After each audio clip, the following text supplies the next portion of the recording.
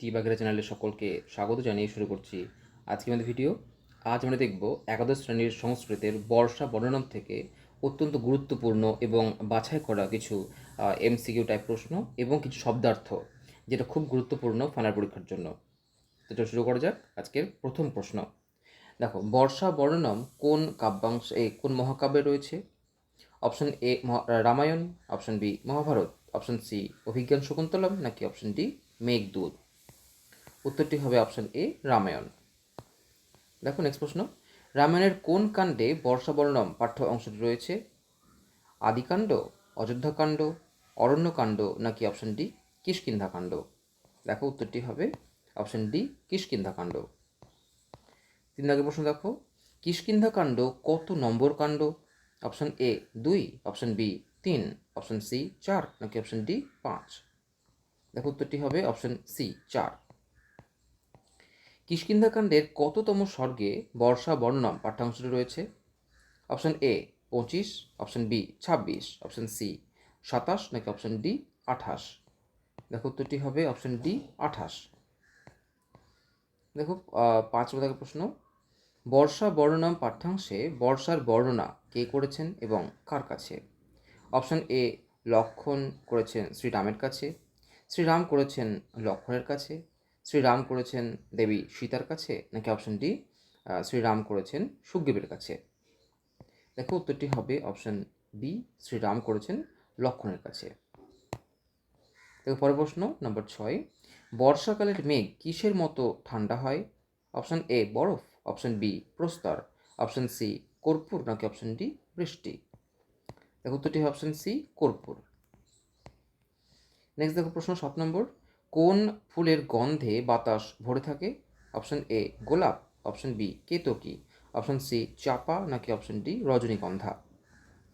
উত্তরটি হবে option B কেতকী।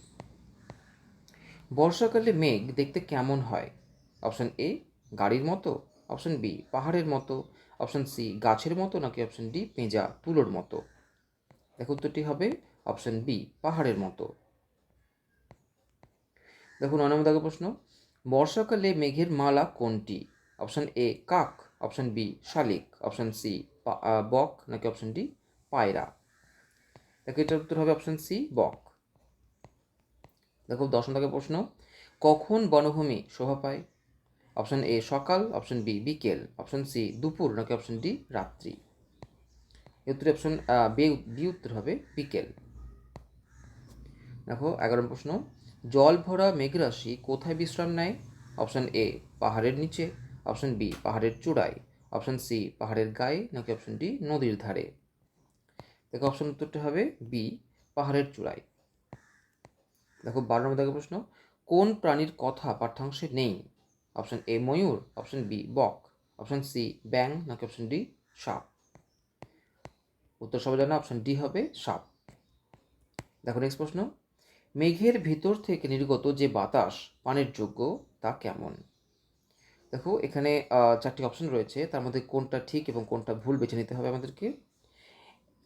একের দেখো আছে তেজি দ্রুতগতি সম্পন্ন বাতাস, 2 নম্বর আছে কর্পূরের টুকরোর মতো বাতাস, নাম্বার 3 আছে কেতকী ফুলের গন্ধযুক্ত বাতাস, নাকি 4 নম্বর দেখো বৃষ্টির জলে ভরা মেঘযুক্ত বাতাস। এবার এখানে ভালো করে খেয়াল রাখতে হবে যে কোনটা ঠিক কোনটা ভুল বেছে নিতে হবে ABCD অপশনগুলোর মধ্যে থেকে। এর উত্তর দেখো ABCDর মধ্যে থেকে খেয়াল রাখতে হবে যে 2 এবং 3 এই দুটি অপশন ঠিক আছে এবং 1 এবং 4 নম্বর অপশন দুটো ভুল আছে। উত্তর এই জন্য হবে দেখো উত্তর অপশন সি হবে 2, 3 সঠিক এবং 1, 4 ভুল। ভালো করে মনে রাখো এটা। দেখো নেক্সট প্রশ্ন, ডান দিকের সঙ্গে বাম দিক মেলাও। ঘনা, মত্ত গজা, শিখিন, প্লবঙ্গা, এগুলোর যদি অর্থ আমরা বুঝি তাহলে অবশ্যই খুব তাড়াতাড়ি পেরে যাব। ঘনা মানে হলো মেঘ, মত্ত গজা মানে হচ্ছে মত্ত হাতি, শিখিন মানে হচ্ছে ময়ূর, এবং প্লবঙ্গা মানে হচ্ছে ব্যাং। তো কোনটা কি করে দেখো, ঘনার সঙ্গে হবে বর্ষন্তী, মত্ত গজা হবে নদন্তী, শিখিন হবে নৃত্যন্তী, এবং প্লবঙ্গা হবে সমাস্যসন্তী। সেই কারণে উত্তরটি হবে 1-এর সঙ্গে বি মিলবে, 2-এর সঙ্গে এ, 3-এর সঙ্গে ডি এবং 4-এর সঙ্গে সি মিলবে। এবার আমরা যাবো দেখো কি শব্দার্থ, খুবই গুরুত্বপূর্ণ কি শব্দার্থ এই পরীক্ষা আসতেই পারে। তো দেখো শব্দার্থ নাম্বার 1, বলা হক এর মানে হলো মেঘ।